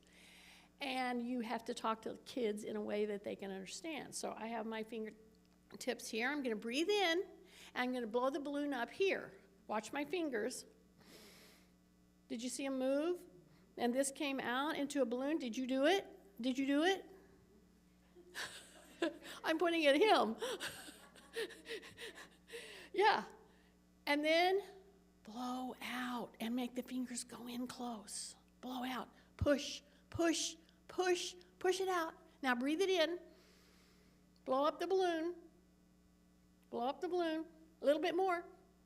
No, just a little bit more. Okay, now start to blow out soft, soft, soft. Go ahead. Almost cough. More out, more out, more out, more out. One more time. Here we go. Breathe in, in, in, in, in. Blow up the balloon. Blow up the balloon. Blow up the balloon. A little more. Now let it out. Let it out. Let it out. Let it out. Let it out more. Cough. Cough. Out. Push. Push. Push. Push. And release. Okay? You did 3 deep breaths. Okay? I'm not going to go into a big thing on breathing. However, it's kind of necessary when you're exercising to keep breathing. So pretend you're scuba diving, okay, when we're going to do the next thing coming up here. If you're scuba diving and your partner, who you should always have with you, does not see bubbles, you're going to be in trouble, right? So pretend you're scuba diving, and I want you to always see the bubbles. So that means you got to be breathing in, you got to be breathing out. You don't want to do it forcefully, but you want to let it coming in and coming out. And I want you to try to remember about blowing up the balloon here, because that's more diaphragmatic breathing. So any singer will teach you how to do diaphragmatic breathing, and I just showed you the first parts. So whenever that we do our activity, I want you to keep breathing. Let me see those bubbles. So the first thing we're going to do to be a better butter burner right now is we're going to do another stacking skill. You find yourself sitting, and we want to get stronger, because the magic molecules that I talked about earlier comes from inside your muscles. It's the little teeny cells. It's the factories. And you got several of them, okay? And you can make more of them by doing some of the things that have been mentioned tonight and exercising. So the stacking part of this comes right now. I want you to keep breathing. I'm going to do it with you. You're sitting. We've already done some deep breathing, right? I want you to take your rib cage and go up. When I teach a class, and especially with kids, they have not learned how to move. I know. Thank you if you want to adjust that. When you get up from your chair, you can become a better butter burner, because you're going to engage your quads, your thigh muscles. They're some of the biggest muscles in your body. If you lose strength in your quads, guess what you're going to need to start picking out? You can pick the color, you can pick metal, or you can pick plastic. You're going to need to pick out a bedpan, because that's what you're going to be using, because you're not going to have enough strength in your legs to get yourself up to the commode and back off of it. And it sounds funny, it is, but it's a tragedy. So I'm going to go with you right now. I'm going to come, and I want you to take your hands now, because you have to have some awareness. You got to have some body awareness. Where are you at? If I ask you to sit right here the way you are right now, number one, the first thing that you do whenever that I tell you to do a certain activity, you start to hold your breath.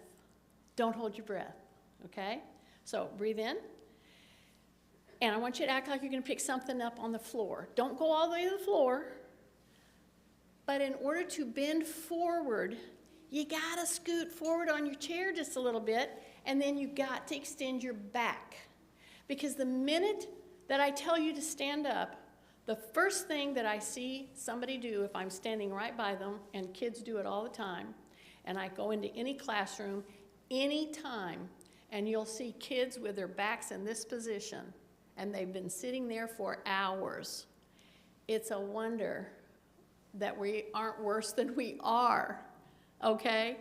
So take your fingers, breathing in, if you want to keep doing diaphragmatic breathing and not have to think about it too much, every time I say take a breath, pretend I'm saying shut your mouth.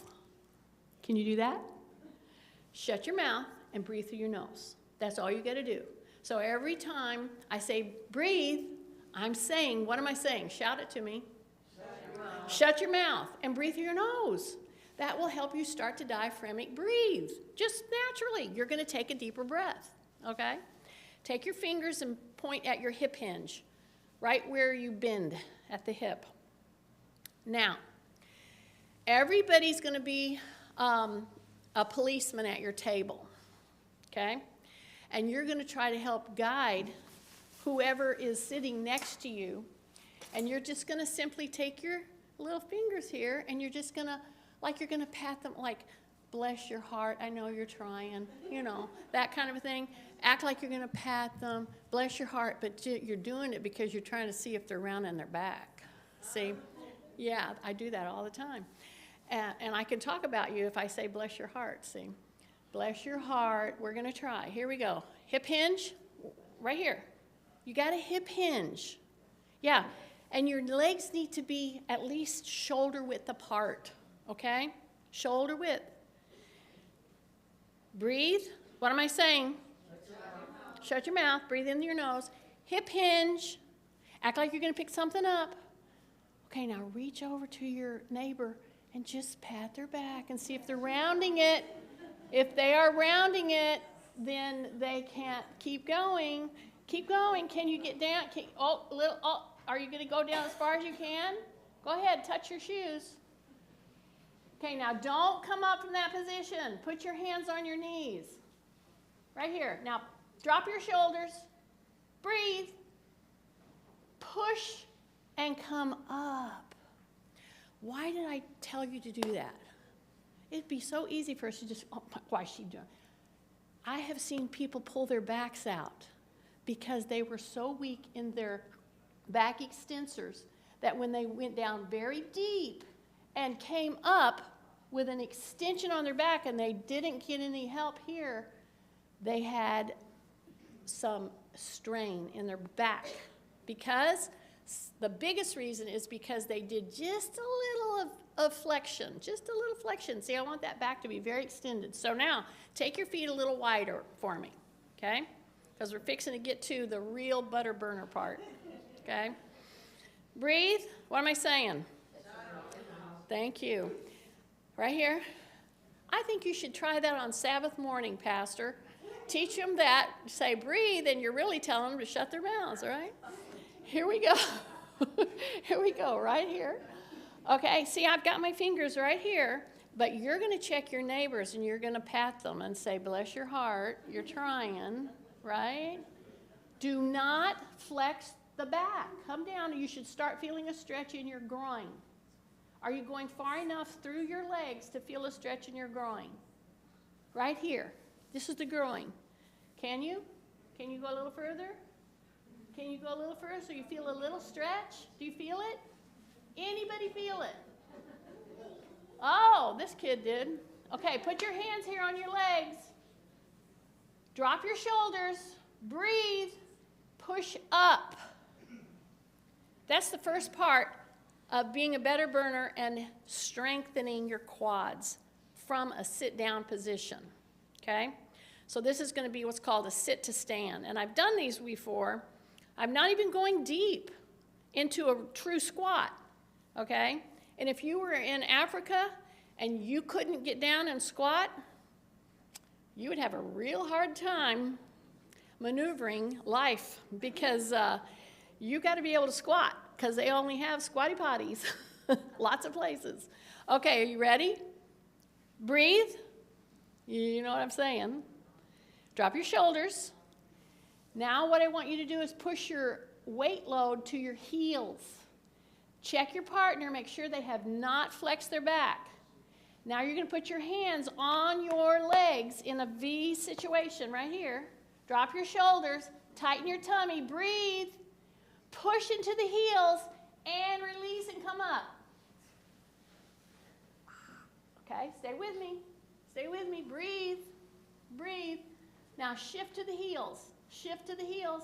I didn't say sit down. Who said? Did anybody hear me say sit down? I did not say sit down. Hang out right here. Okay, look around. Look at your partner. See if they flex their back. If they're flexing their back, you got to pat them on the back a little harder and say, please straighten your back. Push down into your butt. Push into your heels.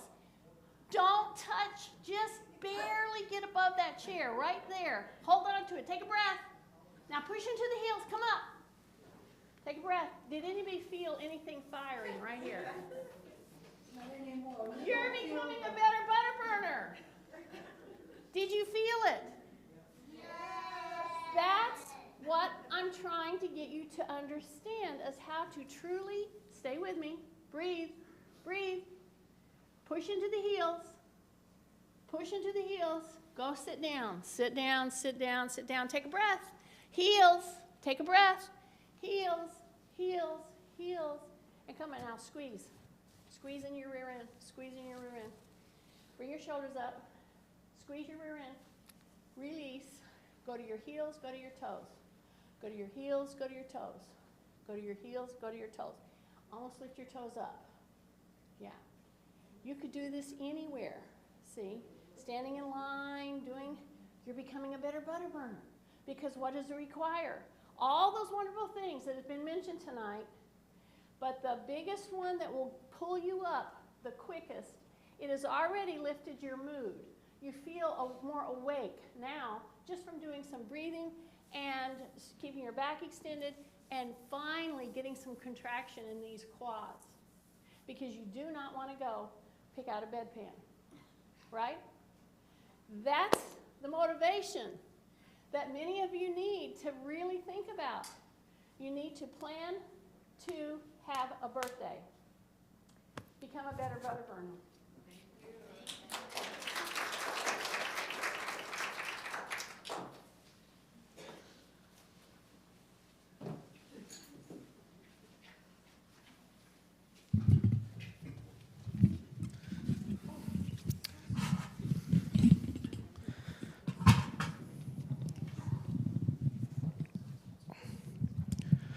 All right, thank you, Jeannie. That was pretty good. You guys feel rested and awake.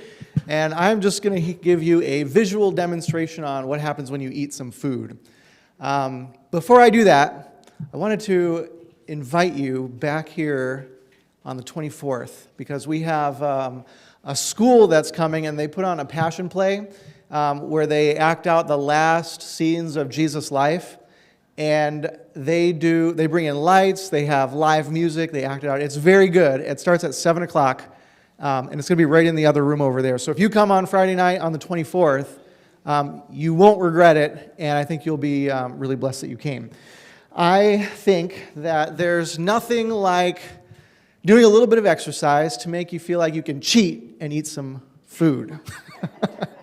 All right? So today I wanted to demonstrate a little bit of what happens when you eat food and talk about food absorption. So you know when you eat, you put the food in your mouth, you start chewing, and your saliva mixes in with the food. It goes down your esophagus into your stomach, where your stomach, through acids, breaks down that food into a semi-solid state, right? Then it goes into your small intestine, and that's where food absorption takes place. So all of the food absorption that goes into your bloodstream happens in your small intestines. Then it passes to the large intestines, which is the excavator, which moves it out of your body. It takes all the waste that's not absorbed in your body, and that's when you go to the bathroom. So I have a little demonstration here that will help visualize this process. Before I do, I just want you to think for a second. What goes into your bloodstream is very important, right? People who have heart attacks because a lot of fatty foods are going into their bloodstream and blocking their arteries. And I come from a family with high risk of heart disease, so this is something that we have to watch out for. So anything like carbohydrates and fats and proteins and vitamins and minerals and water from food, all that stuff is absorbed very easily into the blood.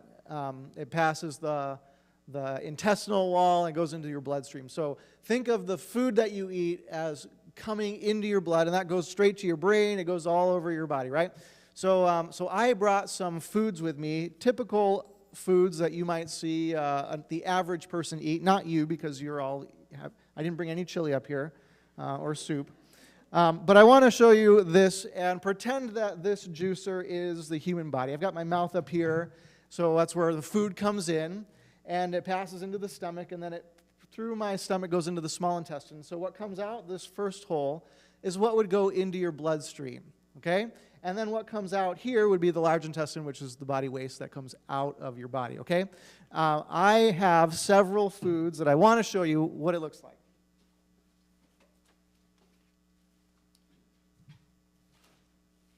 The first one is breakfast. I'm going to do this quickly because we often don't have a lot of time to eat. So, my favorite juice to make, orange and carrot. You guys like orange juice for breakfast? I like to mix it with a little bit of carrots. So I'm going to show you this because it shows you what good, clear liquid looks like that goes right in your bloodstream and what healthy waste product looks like. That's what I do. It's already plugged in.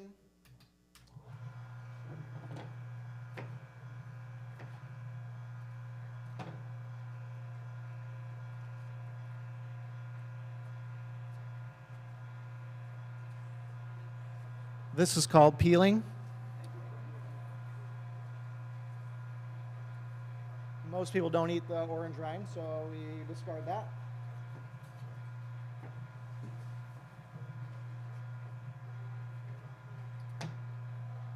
All right. Just going to drop it in here. And you'll notice that what comes out is liquid.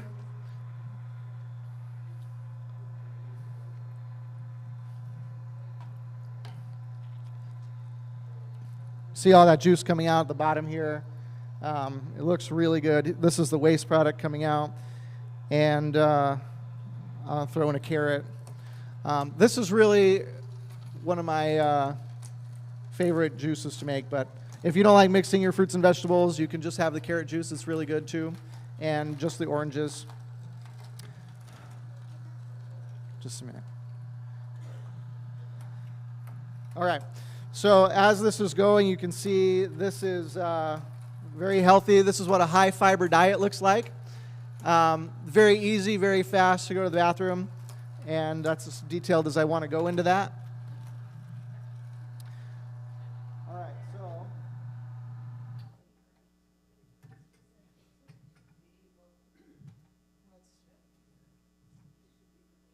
take a look at this. Doesn't that look good? Would anybody want to drink this? That's pretty good. It needs to be a little bit more mixed, but yeah, I could drink this all the time. So, breakfast is not over.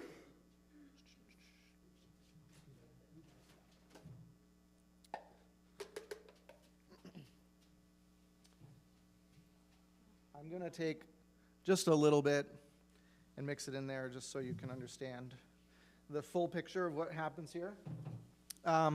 So in addition to juice, I just picked a fried egg and a slice of toast.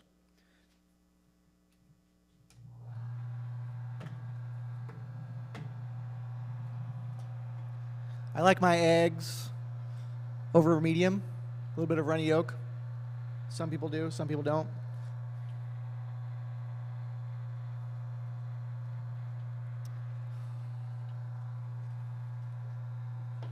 I'm going to eat that, thank you. And notice there's egg dripping in there. I've got some bread here that's not been toasted, but if I were going to eat this, I'd probably want it toasted.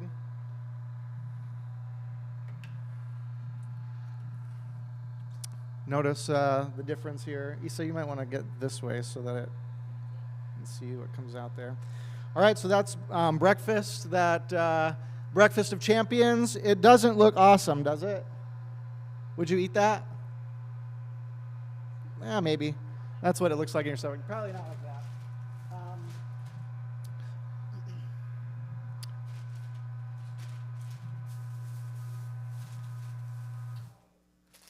Then, you know, in the afterwards, I might see somebody eat a mid-morning, pre-lunch snack. I just grabbed these Belvita snack packs. It's cinnamon brown sugar. It sounded the worst to me, so that's why I wanted to get rid of it. And I'm just going to go ahead and eat this here in my juicer.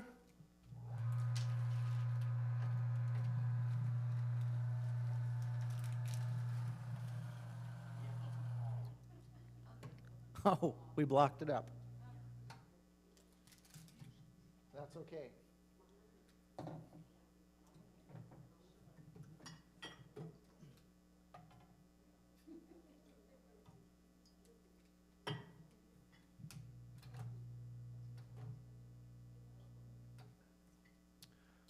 Our juicer did not like what we're doing to it.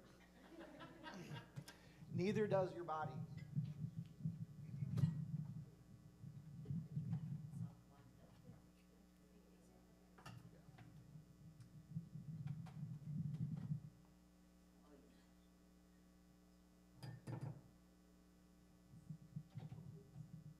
This is gross. This is gross.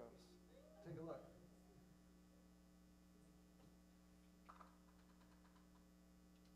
Okay? So far, it doesn't look good for this juicer, but we get hungry again.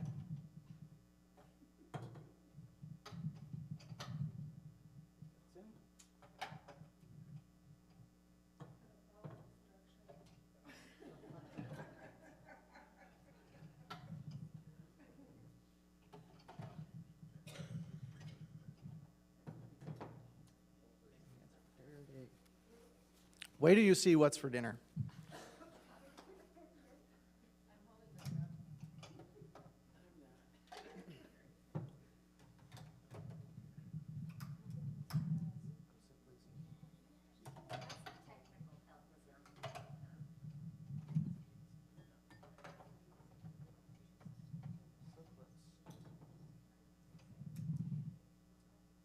This is gonna need a good bath.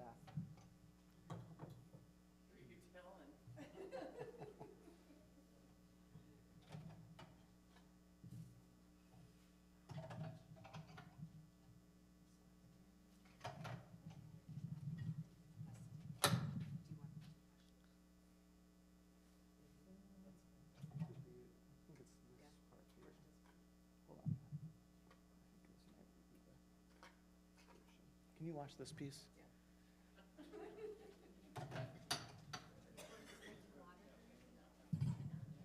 Yeah, so always drink water.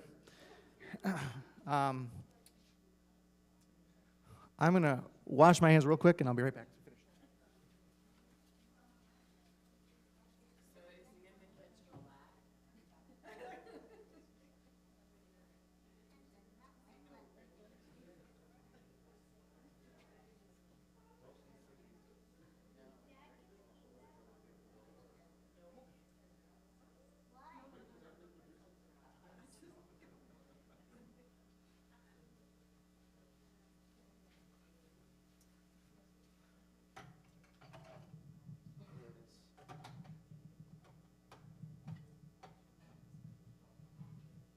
Okay, so don't put just anything in your juicer.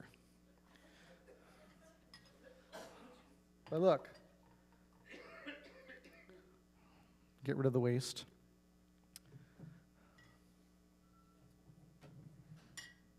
That might be better. For dinner, I did something I never do. I went to McDonald's.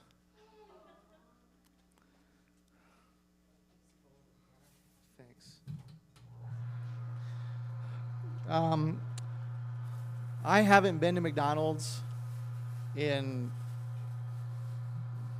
I can't even tell you. I have not had a burger from McDonald's in 25 or more years since childhood. But, you know, you eat I have a packet of ketchup here. I'm not going to open it. My hands were pretty dirty. But you know, if you're going to go to McDonald's, you're going to eat a burger. So I bought a burger.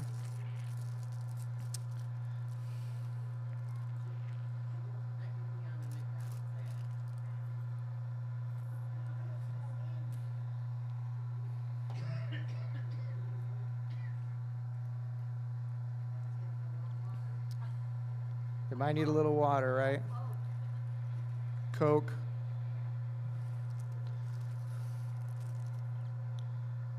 Gonna eat a little more of my burger here, see what happens. Huh?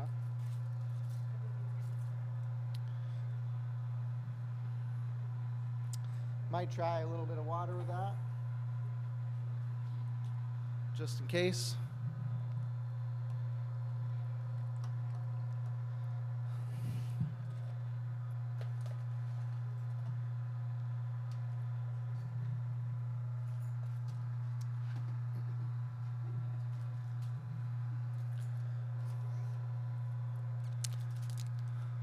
Dessert.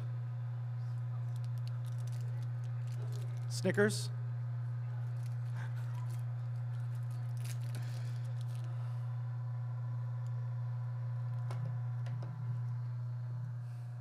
This is probably going to back it up again. Look at what's happening here. This is gooey, it's oozing out. It is not healthy like our carrots were. Not high fibrous at all. So this is already not optimal for the large intestine. Now that I've made a mess here, may I see your phone? Look inside the glass and you'll see a film of oil on top. That's fat from the burger. You will see some things that you probably wouldn't say, I want to put that into my bloodstream, right? But all of that went into the bloodstream. All that could be absorbed went into your bloodstream. And so all of that fat on that top layer there of this nice glass of juice, carrot and orange juice, is now coming into your body and building up those fat cells that block the flow of blood. Would you want to drink this juice now? Would anybody like to? I will offer it to anybody that wants it. So this is just a good reminder, I think, that when you eat food, you have to think, this might be going right straight to my brain. And that's why, you know, when people drink coffee in the morning, they get that caffeine rush because it goes right into your bloodstream and it wakes you up. But not everything you eat do you want in your bloodstream. So that's why it's good to make healthy choices and think of the most healthy foods that you can eat that will both help you in your thinking, your bloodstream, and also help you have good movements for getting rid of the waste that the food is. So that's all I have today. I'm sorry that the demonstration broke down a little bit, but that can happen in real life too. So thank you. I'm going to clean this up and turn it over to Martina.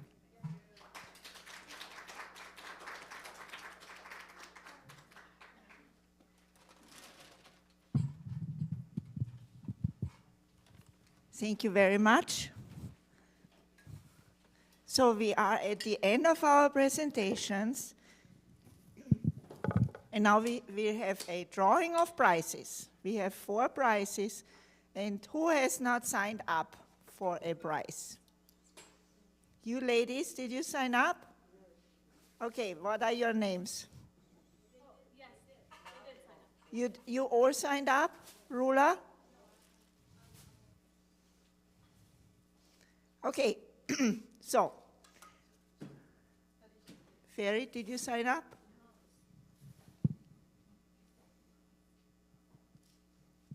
Okay. Who wants to be my helper? Okay.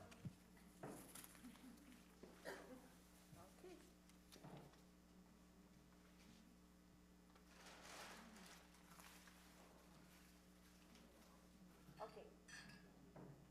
Which one to?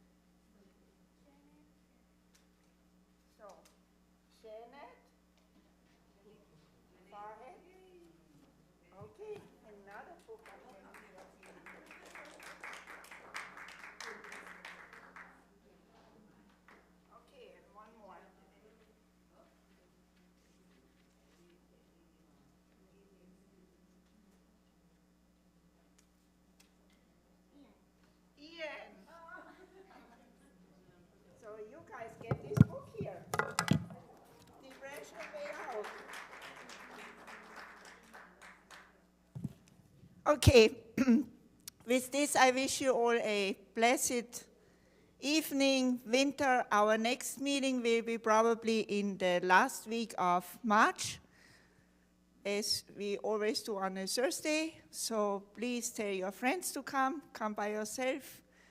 Thank you for joining us, and we wish you all a good winter, some good winter months with health. And I hope you all learn something and will implement it into your lives. God bless.